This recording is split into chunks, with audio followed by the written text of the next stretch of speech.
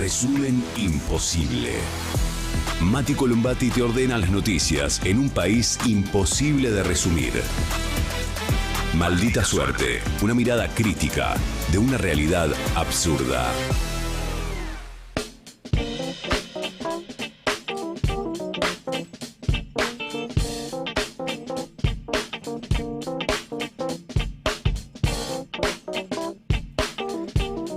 Y ahí va martes 23 de diciembre.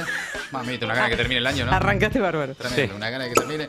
23 de diciembre. Algunas noticias para contar en el día de hoy. Bueno, todos preparándonos para la mesa navideña, mientras pasan los bomberos también. Les mandamos un saludo, esperemos que no haya pasado nada. Por favor. Vamos a hablar de cuánto está la canasta navideña. Más cara, obviamente, que hace un año. Podemos cerrar si no Voy también. a cerrar la ventana. Ahí pasan los bomberos. ¿Qué les parece? Sí. Ojalá no haya pasado nada. Pero bueno, por lo menos.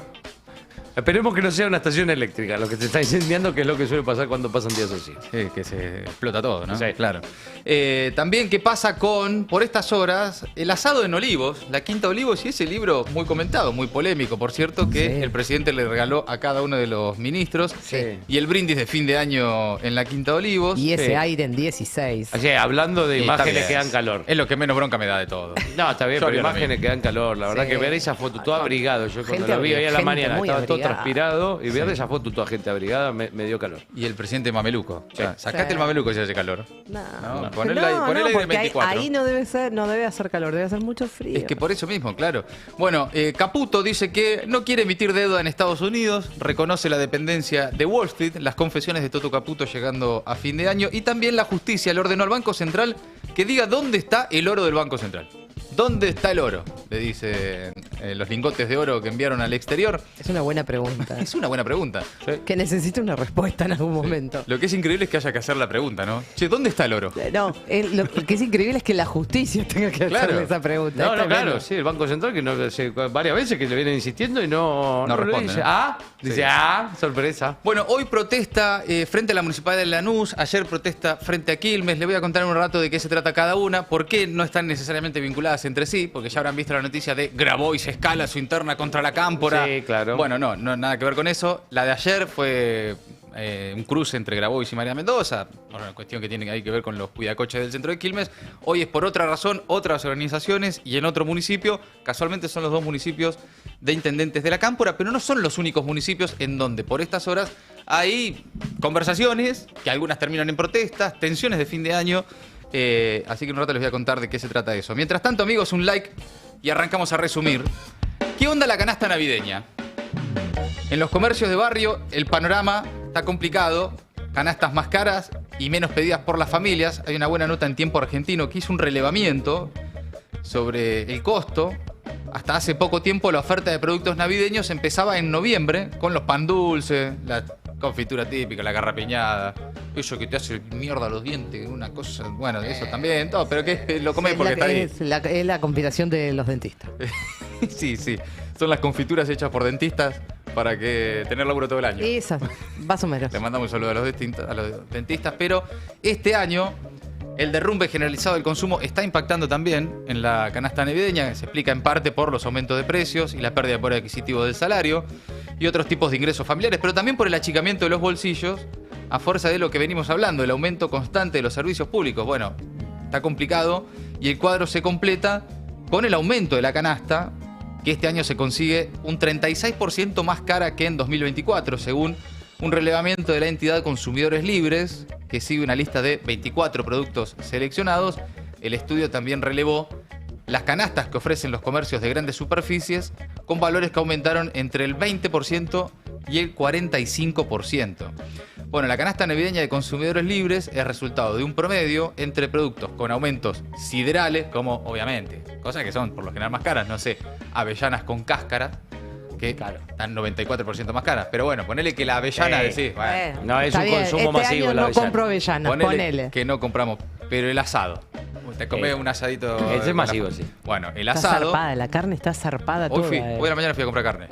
No, durísimo. No, es tremendo. No, Durísimo. aparte le Tenés metieron... que mirar mucho cuánto está el kilo según el corte. Una rosca tremenda le mandaron. Sí, fue lo que más aumentó por lejos en el último tiempo Sí, del sí, año, sí. ¿no? Hubo por lo menos 2 sacudones, 2 olas de subas en el último 30 días. Sí. Fue fuerte. Sí, de hecho está en el precio por kilo más alto de los últimos 15 años. Había un reglamento que indicaba eso. Mira. Pero especialmente en los últimos 2 meses. Bueno, en lo que va del año, Consumidores Libres relevó que aumentó un 83% el precio de la carne. Después, por supuesto, hay que ver el corte. Obviamente, no es lo mismo si va a comprar, qué sé yo, ¿no? O sea, algún corte más caro. Hoy veía algunas diferencias. No sé, el bife de lomo, ojo de bife, que Sí. está complicado el kilo. Está complicado. Pero después. ¿Y el asado? ¿Vos que estuviste bien en la carnicería? Razonable, ponerle, depende, pero en un supermercado que tiene carne propia. Sí, Estaba el asado del corte, daba 15 lucas al kilo. claro, está bien. Puede estar a menos en algunas carnicerías. Sí, probablemente. También se consigue a no, más. No, y a más. No es un- Yo vi todo muy arriba de 20, Sí, sí. La mayoría de los cortes. Sí, creo que. Nada, eso es el rebusque también de buscar qué corte. Claro. Viste, a veces, qué sé yo, no sé, hay corte la picaña, ponele. Nadie come, pero la picaña a la parrilla, capaz que si la encontrás y la haces bien, qué sé yo, también sale. Sí, pero bueno. Por ahí son cortes menos parrilleros, pero le encontrás la vuelta. Si no está la entraña estaba carísima. Quise comprar un pedazo de entraña, estaba acá, 22.000 pesos El kilo de entraña. Digo, pará. Y además es... Pero después hay otro que es centro de entraña, Sí. que es como, Falsa entraña, la le falsa- dicen. no es entraña, se parece un poco y estaba, no sé si a 14 lucas al kilo. Claro. Mucho más accesible.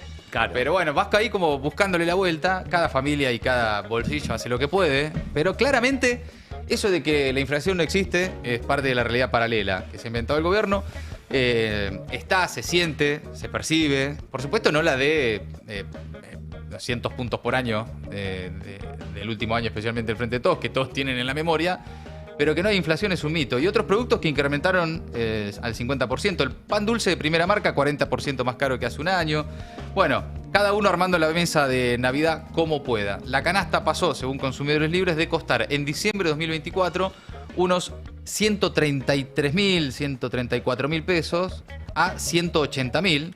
Siempre según qué tipo de marcas y productos agarres, pero una variación de más de 35%, teniendo en cuenta que un salario mínimo hoy en la Argentina está 330 lucas, ¿no? Hay canastas navideñas realmente privativas, ¿no? Otro sector de almaceneros bonaerenses, el referente de almaceneros bonaerenses, Fernando Sabore, dijo que el sector ofreció una serie de canastas de crisis en los mercados de barrio, en los almacenes, con 5 productos que estuvieron ofreciendo: pan dulce, sidra, turrón, budín y garrapiñadas, como para que haya algo arriba de la mesa, con buena recepción del público, entre 7.000 y 9.000 pesos, ¿no? Canasta Claro. de 5 productos, 9 lucas, 8, 7, para más o menos completar una mesa. Sí, una mesa navideña que tenga algunas cositas. Sí. Bueno, la que sí estuvo cargada es la mesa de olivos, asado, libro polémico y brindis de fin de año, con Milei y los ministros en la quinta presidencial. Por cierto, en primera medida, antes que nada, la imagen de un gabinete celebrando con asado, mientras se discuten recortes estructurales a personas con discapacidad, Garrahan y demás. Decir, por lo menos júntense a comer unas pizzas, que igual también está cara la pizza. Sí. Hay Sí. pizzas que están caras. No sé, bueno, no importa. Pero Sí, la imagen está. explícita de la desconexión del gobierno, muy celebratorio de sí mismo, en un contexto de creciente tensión social, con la mirada puesta en el Congreso, que todavía le ofrece resistencias, a juzgar por lo que pasó con el tratamiento del presupuesto, la postergada reforma laboral. Bueno, se juntaron a comer un asado este lunes en la Quinta de Olivos, pero más allá de la reunión de fin de año, el dato fue el libro. O sea, no fue tanto la comida, sino el regalo que Milei le entregó a cada uno de sus ministros y ministras, también colaboradores. Distribuyó el propio gobierno una foto del equipo con Milei en el centro, vestido con mameluco de YPF, todos muy abrigados. Se ve que en serio habían puesto el aire bien bajo. Sí. ¿En 16 decís que estaba? No sé hasta dónde le llega, hasta qué abajo le llega Sí. el aire acondicionado a la Quinta de Olivos, pero me da la sensación... En Mirá 3. Mirá lo que es Si Caputo, pudiera, por favor. claro, si pudiera. En el 3 de Karina. Mirá lo que Sí. es el Toto Caputo y está... ¿Quién está? El Colo Santilli. Cagados de frío. ¿Tan cagado de frío? Bueno, el presidente le regaló un libro titulado Defendiendo lo Indefendible. ¿Por su gobierno? Es impresionante que se presten a esa foto, por un lado. increíble. ¿No? Alguien en comunicación política que les diga, no se saquen Con ese libro. todos una foto con un libro que dice Defendiendo lo Indefendible, porque Sí, fuera de contexto y tal vez en un futuro signifique otra cosa. Sí. En definitiva es un libro de un estadounidense, Walter Block, un economista de la escuela austríaca, un teórico del anarcocapitalismo que dice ni más ni menos que las cosas que dice Milei. Un libro publicado originalmente en 1976, tiene 3 partes. Se ve que le fue bien en la primera, defendiendo el indefendible 1, 2 y 3, ya cuando llegas a la trilogía, ¿no? Ya defende cualquier cosa. Imagínate si arranca el 1 con esto. Claro, con los narcos, con la Claro. ¿qué? Lo que será el tercero. Sí, no, ¿sabes qué? Lo increíble, acabamos de escuchar, ¿cuándo fue lo del Mercosur? Ori, este fin de semana, ¿qué Es el pasó? fin de pasado. Sí, y lo acabamos de escuchar al Fue propio así, vos. Milei Sí. hablando, refiriéndose a, como su amigo Trump, a Maduro, como narcoterrorista. Sí. Entonces, hay algo Claro. que no cuaja en esta idea de, bueno, acá tenemos un libro en donde glorifica, digamos, como actividad libre y libertaria a los narcotraficantes, vendedores de heroína, etcétera, etcétera. Y después el tipo hablando de narcoterrorismo. Bueno, por si alguien no sabe de qué se trata el libro, es básicamente un libro que dice que traficantes de drogas, chantajistas, usureros, la prostitución, etcétera. Sí, proxenetas. Son en realidad héroes económicos. Héroes. Porque Bien. realizan intercambios voluntarios, libre mercado, anarcocapitalismo, Claro. sin recurrir a la agresión física, ¿no? Claro, medio que lo que había dicho, claro, la línea de Milei con los evasores Sí, y qué sé yo, exacto. claro. Bueno, para Block, y por lo tanto para Milei, Sí. ¿no? Porque evidentemente regalar mucho un libro es porque te representa un montón. Sí. El único villano en toda esta historia es el Estado, cuya intervención a través de regulaciones y prohibiciones solo agrava los problemas que intenta resolver. Bueno, lo que dice Milei, al regalarles este libro, obviamente también Milei un poco les marca el camino a sus ministros. Defender lo indefendible. Sí. Defender lo impopular. Sí. En momentos donde los indicadores sociales, más allá de lo que dice el gobierno, y ahora vamos a ver lo que está pasando, ¿no? Lo que pasó ayer en Quilmes, pero lo que pasó hoy en Lanús, más allá de las internas y las discusiones políticas y quién es quién y demás, El lo, trasfondo social de eso. lo que evidencia es un trasfondo social Sí. crítico, muy complejo, Total. está todo roto, y sobre eso se monta esto de, bueno, un poco que se jodan y que se arreglen, ¿no? Que es el mensaje que baja Sí. del gobierno. Igual, Con la lógica de este libro, ¿no? Es la nueva ética de un gobierno. Es verdad, simbólicamente es muy fuerte. Es muy fuerte. Es muy fuerte simbólicamente. sí, tremendo. bueno, simbólicamente además que es un gobierno, yo no digo que sea un gobierno narco, pero tuvo cositas con narcos, cosas con narcos. bueno. Digamos, un candidato narco que lo bajaron, que recibió guita de un narco, que hizo 72 viajes en un avión de un narco, que acaba de claro. regular los aviones para que vuelen libremente. No da como comunicación política, digo, para mostrarte con un libro que dice vamos los narcos. No, el problema fue que los descubrieron. Porque si no, no es un problema. ¿Ustedes se acuerdan que cuando Milei le pidió, o no sé cómo finalmente se resolvió eso, a Spert de que se bajara de su candidatura? Al día siguiente de que Spert se bajó de su candidatura por vínculos con el narcotráfico, el problema era lo que habían hecho los opositores o lo que se había montado desde los medios, siempre según la teoría de Milei, ¿no? Y desde la oposición, para perjudicar a Spert y al gobierno. No el hecho en sí mismo, que nunca fue un problema para Milei, nunca le pidió explicaciones. Nunca fue un tema para él tener a Spert, al profe Spert con vínculos con el narcotráfico. Bueno, todo eso hace síntesis, obviamente, con que el presidente esté regalando este libro, ¿no? Nos Sí. sorprende, pero no deja de, en todo caso, llamar la atención lo fuerte que es simbólicamente, más allá de que estemos acostumbrados y de que a Sí, veces sí. ¿no? uno, bueno, se olvida o está pendiente de otros temas y está bien que así sea. Literalmente defender lo indefendible es lo que propone este gobierno, ¿no? Si son capaces de defender el narcotráfico, a los proxenetas, a los chantajistas, a los evasores, ¿qué queda entonces para cualquier tipo de discusión, ya no solo política, sino de, no sé, humana, ¿no? Sí, es la vuelta de aquel Milei de la campaña que no podía Total. decir que estaba mal vender niños, de los órganos. hablaba de vender órganos, tal cual, tal cual. Conceptualmente está de acuerdo. Sí. Después si se puede hacer Sí. o no, es otra historia. Sí, es verdad. Después se moderó ese discurso en particular, se moderó Sí, lo a partir marcaron. de que fue presidente, qué sé yo. Y ahora está nuevamente empezando a aflorar, porque es la esencia de él. Sí, aquí estoy viendo un párrafo que también reivindica el trabajo infantil. ¿A quiénes contratan los niños? Como tipos buenos. Claro. Lo importante de contratar niños para hacer trabajos. Menos mal que se lo impide la ley, ¿no? Es porque realmente, si el mundo que Milei imagina pudiera aplicarse en la realidad, No. Bueno, Bueno, igual la verdad que los pocos ejemplos que hubo de intentar aplicar el narcocapitalismo y el libertarianismo Sí. en sociedades reales no funcionó. afortunadamente. ¿no? Afortunadamente. Porque si la realidad fuera lo que ese libro dice que debe ser, realmente, bueno, es la distopía más absoluta, ¿no? Sí, sí. Sin embargo, bueno, nuestro presidente sostiene que ese es el camino correcto. Mientras tanto, el ministro de Economía, Luis Caputo, lo confesó, dice que no quiere emitir deuda en Estados Unidos y reconoció dependencia de Wall Street. El ministro de Economía, Luis Toto Caputo, anda a dormir tranquilo, decía hace un par de meses, y afirmó ahora que busca desistir de la opción de emitir deuda con legislación extranjera para afrontar una parte del pago de los 4.300 millones de dólares con acreedores privados que vencen en enero próximo. Luego, fundamentalmente del fracaso, no porque no quiera dependencia de Wall Street o no quiera emitir deuda en Estados Unidos, sino porque lo intentó y fracasó. El fracaso de la emisión del Bonar 2029 a inicios de este mes. Respondió hoy Caputo en sus redes sociales a una pregunta. Trataremos que no la haya cuando le preguntan si va a haber emisión en Nueva York en enero. Tirate un centro para los que nos quedamos a laburar en el market en el verano. Abrazo, le dice uno. Y Toto Caputo dice, trataremos de que no la haya. El objetivo es seguir eliminando la dependencia que el país tiene con Wall Street. ¿Lo vamos a poder lograr? Nosotros creemos que sí. Abrazo y feliz Navidad. Emoji de arbolito navideño y bandera argentina. Toto Caputo, que nunca te escatima una bandera argentina. ¿No? Él te vende a todos lados, pero la banderita Bueno. argentina en Twitter está.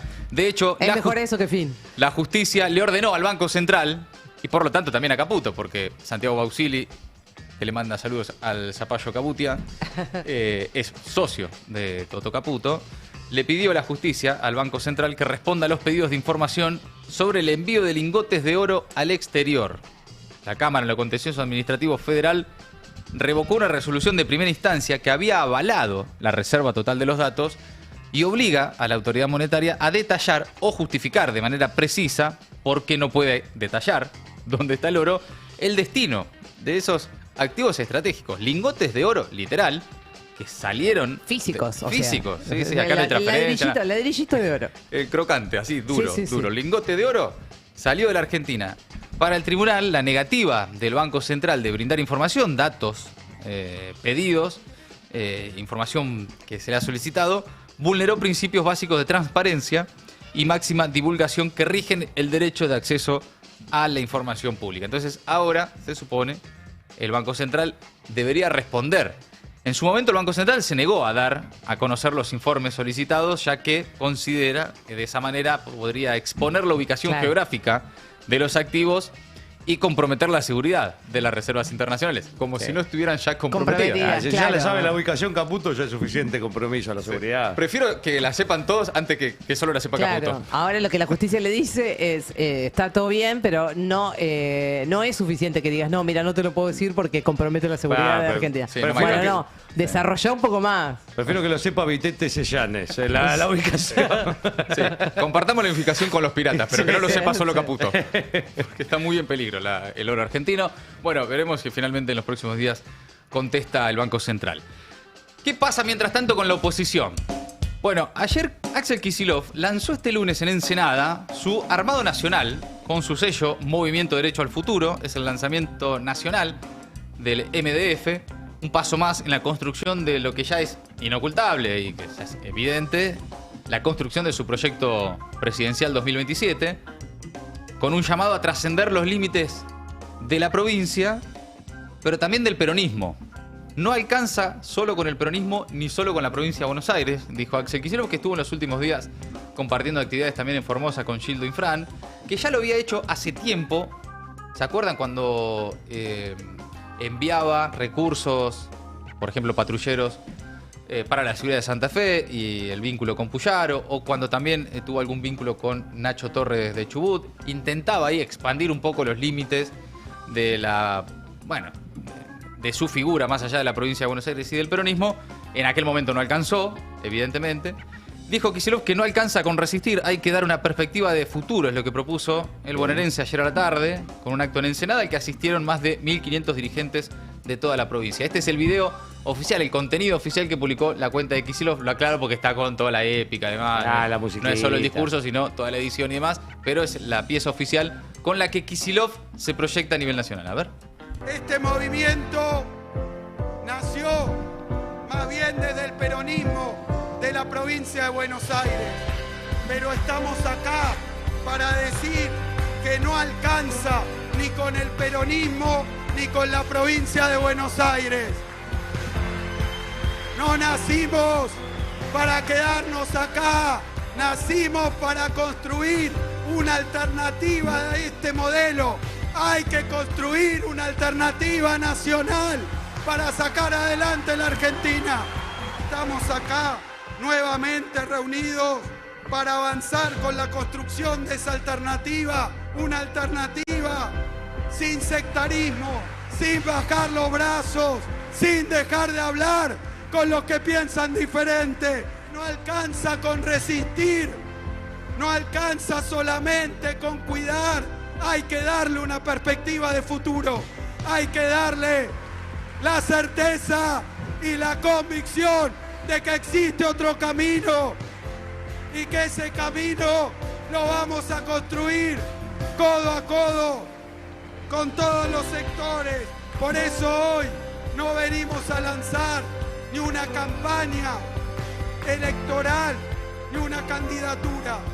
Hoy venimos a lanzar una nueva etapa más decidida y más potente de construcción de una fuerza política que trascienda nuestra provincia de Buenos Aires. Vamos a demostrar que hay una alternativa a la ultraderecha y no venimos a repetir la historia, venimos a crear futuro.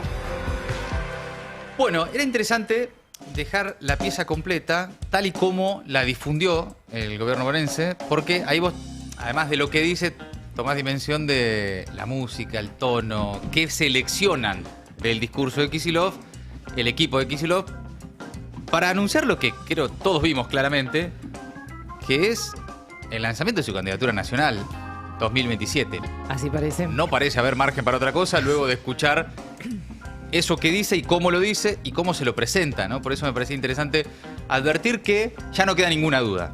Kicillof va por la presidencia en 2027, más allá de si explícitamente dice voy por la presidencia en 2027. Cuando vos decís lo que decís, ¿no? Hay que construir una alternativa de futuro, hay que construir una alternativa, no alcanza con resistir, hay que dar perspectiva de futuro. Cuando empezás a decir ese tipo de cosas, vos dices, bueno, ya está, acá está construyendo, hay que ver cuáles son los límites también Y de esa construcción, obviamente. No, está bien, pero por lo menos ya está tirando algunas pistas. No alcanza solamente con el peronismo, Sí. no alcanza solamente con la provincia de Buenos Aires, va tirando unos lineamientos, por lo Sí, menos sí. para... Algo que, por cierto, es evidente. Es claro, pero bueno. Solo con el peronismo de la provincia de Buenos Aires no puede llegar a la presidencia del país. Eso además quedó demostrado.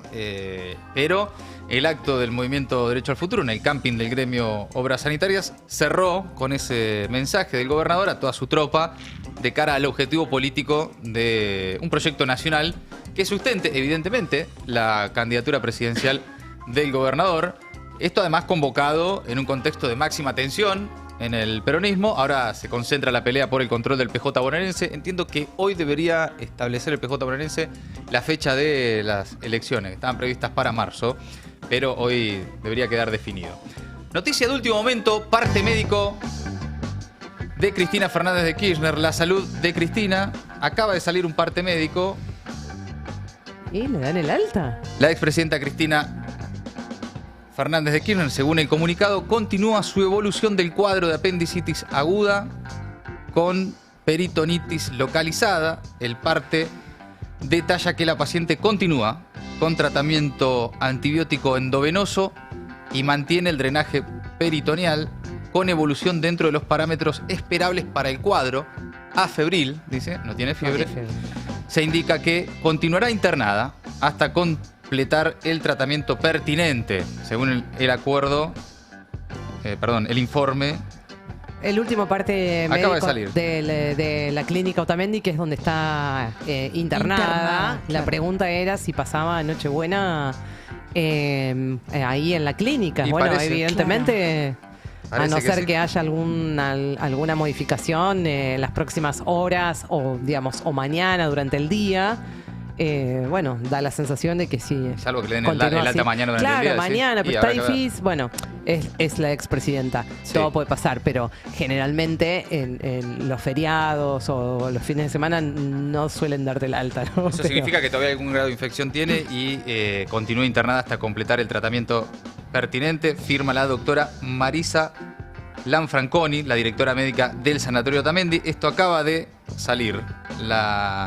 El nuevo parte médico de la doctora Cristina Fernández de Kirchner continúa su evolución del cuadro de apendicitis aguda con peritonitis localizada. Sigue internada Cristina al menos hasta mañana. Seguramente mañana a esta hora, entre el mediodía y esta hora, sale un nuevo parte médico. Veremos, ¿no?, si finalmente mañana le pueden dar el alta para que vaya a pasar Nochebuena a su casa con su familia. Veremos mañana. Pero esta es la noticia de último momento. El nuevo parte médico sobre la salud de Cristina, la expresidenta, continuará internada. Cambiamos de tema, vamos a la provincia de Buenos Aires, pero de otra manera, porque hoy una nueva protesta de organizaciones sociales de un sector de la UTEP frente a la municipalidad de Lanús. Lo que comunicó la UTEP Lanús es que desde esta mañana trabajadoras y trabajadores de cooperativas nucleados en la UTEP llevan adelante una movilización frente al municipio de Lanús ante la falta total de respuestas del Ejecutivo Municipal. Durante la jornada se informó a las y los manifestantes que serían recibidos por el intendente Julián Álvarez, instancia que no se concretó. En lugar de abrir un canal de diálogo, dicen desde la UTEP, el municipio mantiene el edificio vallado y bajo custodia de infantería, mientras las y los trabajadores continúan sin ser recibidos y sostienen la medida. Les estoy leyendo el comunicado de la Unión de Trabajadores de la Economía Popular de Lanús. El conflicto se desarrolla en un contexto de precarización laboral extrema y emergencia social en el distrito.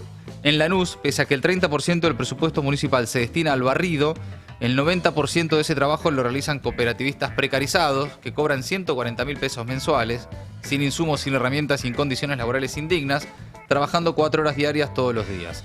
A esta situación se suma la crisis alimentaria en los barrios. Los comedores comunitarios se encuentran desabastecidos con alimentos escasos y de mala calidad en un contexto de crecimiento de la pobreza.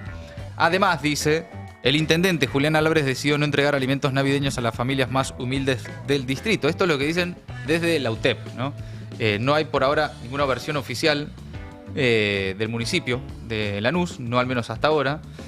Los cooperativistas del distrito son excluidas del plan de obras municipal que se ejecuta a través de empresas privadas ajenas a Lanús, sin generación de trabajo local y dejando afuera a quienes podrían ser parte de una solución productiva y social. Desde la UTEP exigimos respuestas concretas e inmediatas: trabajo con derechos y salarios dignos, alimentos para los comedores comunitarios, una Navidad digna para las familias de Lanús. Sin trabajadores no hay municipio, sin diálogo el conflicto continúa, dice la UTEP, con organizaciones sociales que, bueno, ahí se ve la bandera del MST, pero también estaban Barrios de Pie, la Corriente Clasista y Combativa y el Movimiento Evita.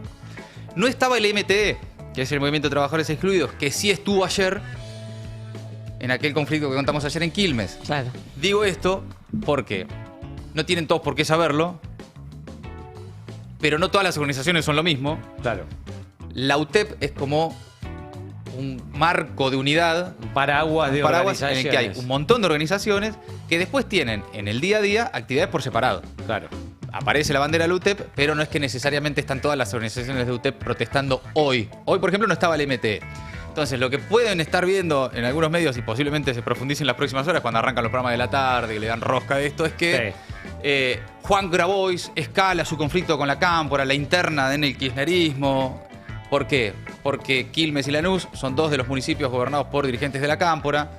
En 2 días seguidos hay protestas de organizaciones sociales y entonces ya empiezan todas las especulaciones más de la rosca política, de las internas y todo ese tipo de lecturas. Sí, algunos ya lo relacionaban incluso con lo que mostrabas antes del lanzamiento del Movimiento de Derecho al Futuro, de Axel. Bueno, no, de ninguna manera, porque además esto tiene instancias. Los conflictos tienen instancias. No es que de un día para el otro alguien sale a hacer una protesta y prende fuego neumáticos en la puerta de un municipio. Todos estos conflictos sobre todo en esta época del año, pero en general, llevan instancias de negociación, de diálogo. Claro, sobre todo cuando son organizaciones que tienen interlocutores. Sí, que tienen interlocutores y que además en estos casos hay, si se quiere, más o menos, pero hay alguna cercanía. Claro. Por cierto, este tipo de conflictos, de negociaciones, de conversaciones entre dirigentes sociales y sus organizaciones y los municipios, sucede en toda la provincia y en todas las provincias. Esto pasa en todos los municipios, en todas las provincias. Sí, sí. Sobre todo a esta altura del año, cuando la cosa se va poniendo complicada por lo roto que está todo por debajo, porque la situación social es grave, es muy compleja. Lo venimos contando, lo venimos diciendo, no es una novedad, pero sucede que aparentemente han tenido reuniones, por lo que me comentaban esta mañana, en las últimas semanas, sin demasiado éxito, y esta es la instancia en la que ya llega la protesta a ser visible. Pero no es solo Quilmes y Lanús. También hubo en 3 de febrero, en Morón, en Mar del Plata, en La Matanza, digamos, de distinto signo político. Algunas por alguna razón, y ahí sí ya la intencionalidad política que se le agrega a todo esto, llega a los medios y llega de la forma que llega. ¿No? Grabois se peleó con Mayra Mendoza y justo al día siguiente también va y le hace quilombo a Julián Álvarez. Ese tipo de cosas que se suelen decir. Por las dudas, simplemente una aclaración de nomenclaturas de organizaciones que no tienen todos por qué saberlas, pero que para entender que sobre todo lo más importante acá, y esto siempre lo decimos, es cómo está la situación social, ¿no? Esto lo que evidencia es que, sin importar de qué municipio hables, de qué provincia hables, gobierne quien gobierne, la precarización, la complejidad, el deterioro social, la emergencia social que hay hoy en la Argentina es extrema, es notable, y en algunos sectores especialmente, sectores más empobrecidos, sectores más conflictivos, etcétera, sectores que por otro lado también por ahí reciben, ¿cómo decirlo de alguna manera? Amable. A ver, busquemos. No, los mean desde el gobierno nacional y uno eso casi que lo da por hecho, pero que a veces también los mean desde gobiernos que uno supone deberían atenderlos mejor, ¿no? Claro. O ser más amables en su reclamo. Entonces también esa tensión existe más allá de la rosquita y la interna. Es parte de las negociaciones permanentes, de las conversaciones que hay en todos los municipios, provincias, pero que a veces escalan. Simplemente una aclaración para cuando vean luego la noticia de que Grabois ayer se la pudrió a Mayra Mendoza y hoy se la pudrió a Julián Álvarez. Bueno, hoy no estaba al menos el MT de Juan Grabois en esta organización. Incluso es hilar demasiado fino, insisto, y no todos tienen por qué saberlo, pero ni siquiera el MT es que responde directamente a Juan Grabois, pero bueno, eso ya es como la complejidad del entramado de las organizaciones sociales, que son muchas, muy distintas entre sí y que por épocas también, a veces conduce más uno, a veces conduce más otro, pero bueno, en fin. Sí, ayer en Quilmes hubo un conflicto, claramente, que escaló políticamente porque así lo quisieron sus protagonistas, ¿no? Desde el sector de Mayra Mendoza le enviaron un audio. Mayra Mendoza le mandó un audio a Juan Grabois. A mí de un sector me decían, está muy hecho ese audio para ser difundido. Y casualmente se filtró, que es el audio que es el de Mayra. El de Mayra Mendoza, diciendo que lo acusaba a Grabois de fomentar la violencia. Sí, ¿quién te conduce a vos? Y Juan Grabois, sí. ¿no? Un audio muy hecho para ser difundido, no era un audio de WhatsApp que yo te mando por recaliente. Claro, más para los medios que, claro. Fue hecho para ser filtrado. Fue lo primero que pensé cuando yo lo escuché. Dije, ¿quién habla así en el fuero privado, digamos? Si es un audio, yo te mando a vos un audio recaliente. Dale, che, ¿qué estás Colomba, haciendo, dejate boluda? hinchar las pelotas, boludo. ¿Qué estás haciendo? Claro. Estaba muy armado el audio para que no sea solo para vos, sino para todos. Para quien quiera oírlo. Era para los medios. Y para que muy rápidamente llegue, entre comillas, filtrado a los medios. Sí, bueno, sí, muy contextualizado todo. Sí. Lo cierto es que después de ese audio sí habló Grabois en Radio con Vos, con Berkovich, sobre el conflicto en el municipio de Quilmes, y esto decía, a ver, lo escuchamos. Y la verdad no me importa, yo lo único que quiero es que se resuelva el conflicto de los cuidacoches, como quiero que se resuelva el conflicto de los cuidacoches en Mar del Plata con el facho de Montenegro. Bueno, ahora... Entonces, ¿qué quiere decir esto? Quiere decir, o se los reconvierte en otra actividad o se los formaliza en la actividad en la que están. Es mentira que la ordenanza que se estaba votando era para regular el trabajo de los cuidacoches, ¿eh? Era una ordenanza para privatizar el servicio de fotomultas, de estacionamiento de miedo y de acarreo. Bueno, pero tiene que ver con esa situación y con esas protestas. No, una cosa es, si vos haces una ordenanza para regular el trabajo de los cuidacoches y hay una diferencia, una discrepancia entre quienes piensan que hay que regularlo de una manera y quienes piensan que hay que regularlo de otra, y otra cosa es cuando hay una sustitución de un servicio público que se podría hacer de manera mixta con la exclusión, o por lo menos con la percepción de la exclusión por parte de los trabajadores de la posibilidad de mantener la actividad, porque después escucho que dicen, bueno, no, van a trabajar con salario regular y con obra social. Bueno, ¿quiénes? Claro. ¿Cuántos? Ahora quiero preguntarte algo sobre esto. Bueno, ahí estaba. Esa es la disputa de ayer. Evidentemente hay cuestiones que tienen que ver con las lógicas más estructurales de la política, pero yo insisto que acá siempre lo más interesante es pensar qué está pasando por abajo con esos sectores de la sociedad que están castigados, explotados, ya totalmente marginados, tratando de sobrevivir en el día a día. Y si la respuesta va a ser más interna, evidentemente la situación no va a ser más que complejizarse y agravarse, ¿no? Sí, sí. Aparte, digo, para todos los que son ajenos a este conflicto en particular, obviamente que la situación de esa gente hay que atenderla particularmente. Gente que evidentemente no está ahí todo el día al sol cuidando coche porque le sobra la guita o porque no sé qué. Pero también para los que están afuera de esto, es como... Viste, uno piensa que el peronismo es un poco el cuidado con el perro de los trabajadores cuando gobierna una fuerza de derecha como la que está gobernando ahora. Ahora, si cuidado con el perro lo ves trincándose un almohadón mientras está intentando entrar un ladrón a la casa, no te va a defender ese perro, digamos. Hay una cosa de que lo ves muy en otra también, ¿no? Sí, también, viste que hay peleas que uno las entiende y que son más obvias, evidentes. Es decir, bueno, sí, se están peleando por tal cosa. Y después cuando ya es la interna de la interna, ahí ya empieza a ser mucho más complejo, incluso hasta para los que siguen el día a día de la rosca y la política y quién es quién y a quién responde a quién y qué sé yo. Si vos te alejás un poco de eso y decís, ¿qué carajo están peleando? Sí. ¿No? Vos te alejás un poco, uno menos encima de la noticia diaria como nosotros. Es decir, ¿cómo que se están peleando? ¿Pero por qué? No, pero no son... Claro. ¿No es parte del mismo equipo? No es lo mismo. Incluso si estás en contra, no son todos cucas. Claro, porque se pelean entre los cucas. Pero bueno, en fin, sí. Es parte también de la lógica, pero insisto con algo y para esto... ustedes saben que desde Maldita Suerte siempre lo hemos dicho, gobierne quien gobierne, siempre lo más importante es qué está pasando en la vida cotidiana de un montón de personas que suelen ser desatendidas por la política, salvo por los que intentan articular algún tipo de asistencia. Y las organizaciones sociales, también los municipios, pero también las iglesias, los clubes de barrio, la red comunitaria, que está ahí sosteniendo algo que está muy roto, que está muy complicado, bueno, requiere una atención, por lo menos sin la rapidez de la chicana de Twitter de planeros que están yendo a los municipios a hacer quilombo porque necesitan no sé qué cosa. No, mirá que detrás de eso hay una situación social muy compleja. No es joda lo que está pasando en los barrios, que no sea el tema principal de conversación o que la cadena de la felicidad permanente del gobierno y sus canales de televisión digan que sacaron 30 millones de argentinos de la pobreza y no sé cuántos más y qué sé yo. Bueno, a prestar atención, insisto, más allá de las internas, a que la situación social se complejiza cada vez más en la Argentina. Hasta ahí las últimas novedades políticas que pasan en el mundo. Les cuento que Donald Trump volvió a la carga después de nombrar a un enviado especial para Groenlandia. Insistió en conferencia de prensa con la necesidad imperiosa de que Estados Unidos se haga con la isla por motivos de seguridad nacional. Dijo que Groenlandia tiene una población muy pequeña, que Dinamarca no ha gastado ni un peso allí y que no se le brinda protección militar. Y como gran historiador que es Donald Trump, también dijo, aprendan ustedes, ¿no? Dicen que Dinamarca estuvo allí hace 300 años o algo así, con un barco, dijo Trump. Bueno, estoy seguro de que nosotros también estábamos allí con barcos. Salvo por el detalle muy menor de que Estados Unidos ni siquiera existía, ¿no? 300 años atrás, el argumento es sin duda irrefutable. En la misma conferencia de prensa le preguntaron por Venezuela y si su objetivo efectivamente era forzar la salida del presidente venezolano Nicolás Maduro y contestó: creo que sería inteligente de parte de Nicolás Maduro tomar la decisión de dejar el poder.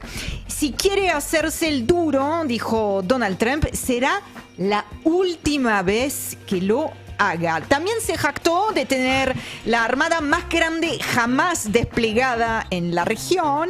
Acusó a Venezuela de hacer cosas terribles contra Estados Unidos, ¿no? Cual disco rayado, y volvió a criticar a Joe Biden, por supuesto, por una supuesta política de fronteras abiertas. Sabemos que Estados Unidos, un poquito más así, asá, nunca ha tenido ninguna política de fronteras abiertas. La actitud...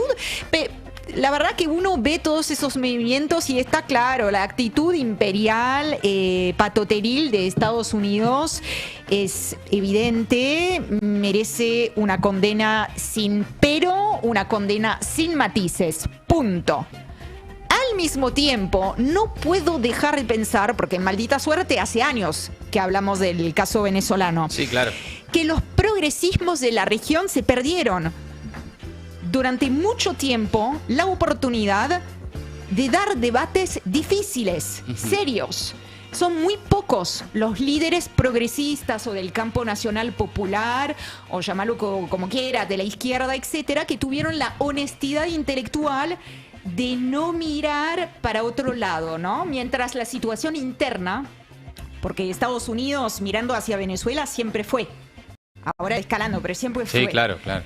Lo que sí fueron muy poquitos los líderes progresistas que decidieron mirar efectivamente qué es lo que estaba pasando a nivel interno en Venezuela, mientras en la realidad la situación se estaba deteriorando. Tal vez allí se le hubiera podido dar a las y los venezolanos, porque estoy pensando en ellos nuevamente, no en la política, otra salida posible, una alternativa distinta a lo que ahora están viviendo, a horas de estar festejando la Navidad con buques militares, claro, amenazas de invasión y demás. En la última elección, última elección de Venezuela hubo líderes regionales que advertían que no cerraba la historia de ¿se acuerdan las famosas actas y demás? Hasta Cristina en México fue y dijo, estaría bueno que muestren las actas, ¿no? Sí, no, y además Cristina lo dijo muy claramente. Claramente en ese momento. Ahora tenemos algunos líderes que expresan, digamos, una línea clara. Claudia Sheinbaum lo dice, Gustavo Petro lo también, dice, claro. Lula lo dice. Sé que acá no gusta mucho, digamos, Gabriel Boric, pero es otro de los que lo dice. Gabriel Boric, bueno, habla de dictadura y punto. Pero hay otros que están marcando una línea que es como, opina lo que quieras de esto, Estados Unidos no es quien va a resolver. Estados Unidos está peleando por sus propios intereses y acá tenemos que tener un dique, digamos, de contención absolutamente unido. Sí. Pero pienso en todos estos años en los que cuando se trataba de hablar de la situación, del deterioro de la situación política en Venezuela, eras un traidor a la patria. Sí. ¿Entendés? Y a los ideales del progresismo. Y yo creo que ahí nos perdimos oportunidades, como a veces los progresismos se pierden oportunidades, no sé, de hablar de seguridad y no dejar el tema de la seguridad en manos de la derecha. Porque después la derecha avanza, y avanza con todo, es arrollador. Bueno, simplemente para terminar con el capítulo de Donald Trump, anunció la construcción de 2 nuevos buques de guerra, como estábamos, con los buques de guerra que llevarán su nombre, por supuesto. ¿El nombre de quién? De Donald Trump. Ah. Sí. Ah, se puso su propio... Clase Trump. Ah, se puso su propio nombre a los buques. Sí, mira, obvio, se lo merece. Unos buques de guerra increíbles van a formar parte de la llamada Flota Dorada y según él serán 100 veces más poderosos que los existentes. ¿Y van a ser dorados? Creo que no. Ojo, Pero porque es tan megalómano que capaz no que... le des idea, capaz que lo pinta de dorado. Y le pone la cara de Trump él, Tower. ¿viste? Cuando hizo la renovación del ala esa que destruyó y sobre él, le puso dorado donde se podía ponerle mármol y dorado. Mirá. Porque además es medio cachudo, digamos. Es medio Miami. Eso es Ana Jiménez. Eso es Ana Jiménez, chabón. Para él tiene un mal gusto, por favor. Claro. Bueno, lo dejamos a Donald Trump y nos vamos a Ecuador. Atenti con esta noticia, eran niños, tenían entre 11 y 15 años de edad, fueron detenidos en diciembre del año pasado, el 8 de diciembre, por un grupo de militares en el sur de Guayaquil. Las cámaras de seguridad registraron el operativo, golpes, forcejeos y el traslado en camionetas militares. Fueron llevados a una zona rural cercana a la base aérea de Taura, donde fueron sometidos a torturas y tratos crueles. sus cuerpos aparecieron el 24 de diciembre, un año atrás. Estaban calcinados y enterrados en el fango. El caso, no sé si ustedes lo recordarán, pero generó una conmoción enorme en Ecuador y también fue un caso de muchísimo impacto mediático a nivel regional. Bueno, este lunes, ayer, la justicia ecuatoriana dictó una sentencia histórica. Un tribunal declaró culpables a 16 militares por desaparición forzada. 11 de ellos fueron condenados a 34 años y 8 meses de prisión, la pena máxima solicitada en este caso por la Fiscalía. Otros 5 recibieron condenas menores tras colaborar con la investigación y un imputado fue absuelto. La sentencia ordena además reparaciones integrales, indemnizaciones a las familias, disculpas públicas del Estado en un medio nacional, una ceremonia oficial en la base de Taura. También dispone la restitución del honor de las víctimas acusadas falsamente de delincuentes y obliga a las Fuerzas Armadas a rectificar públicamente esas mentiras. Queda todavía abierto un segundo proceso judicial por los asesinatos, ¿no? Este fue por desaparición forzada, pero este fallo desde ya marca un precedente judicial y también, decirlo de paso, deja nuevamente en el tapete una pregunta incómoda, ¿no? Que es una práctica, uno se pregunta si es simplemente un caso aislado, una práctica vinculada al estado de excepción y la militarización interna declarada por el gobierno de Daniel Noboa. Amigos, amigas, hasta ahí el resumen imposible de Maldita Suerte. Y aparece el QR para que nos tengan como favoritos en sus celulares, en todas las plataformas, claramente. Ahí finalmente lo que tienen que hacer es acercar su teléfono al QR, hacer clic en el link que les va a salir y listo, ya nos van a tener como medio favorito en el celular. Tengan el destape ahí en su celu todo el día y se enteran de todo. Maldita Suerte, de 14 a 17 horas, en El Destape 1070.